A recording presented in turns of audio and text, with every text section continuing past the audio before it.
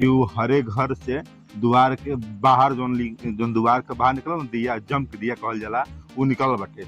अब चलिए अब देखा तनी हम जहाँ की खा पी के आदमी खा पी के जम के दिया निकालेला उस चीज के।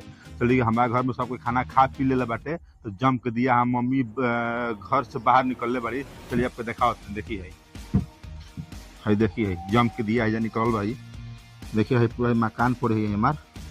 और देखिए जम के दिया है निकल भाई देखिए जम के दिया है निकल भाई। क्योंकि सब कोई खाना खा लेला ना, खाना खैला के बाद जब सूते जला आदमी तब एगो दिया में प्योर सरसों के तेल रही ओमे एगो बाती रही और ओके जला के बाहर रख दिया जाला।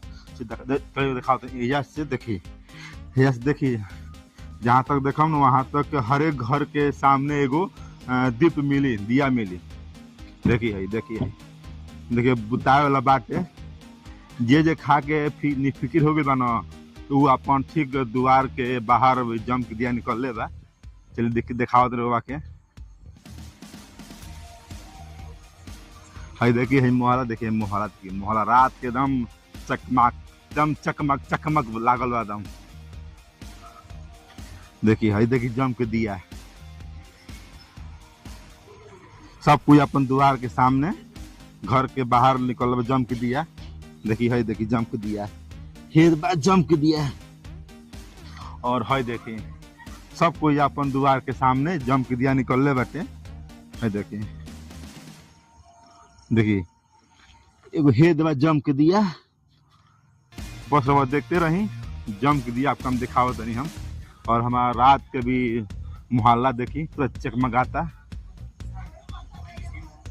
देखिए जो लौकतन हो जाना वो 3 गो बाटे जम के दिया।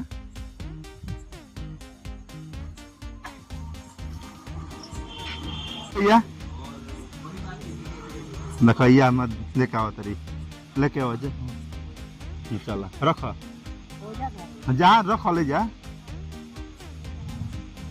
देखो हमारी यह जम के दिया निकाल तरी बाहर खा पी के।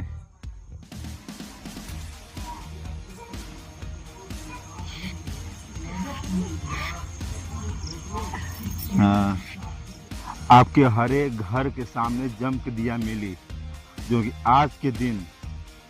और ऐसा वीडियो देखे खातिर लाइक कमेंट सब्सक्राइब जरूर करिए जा।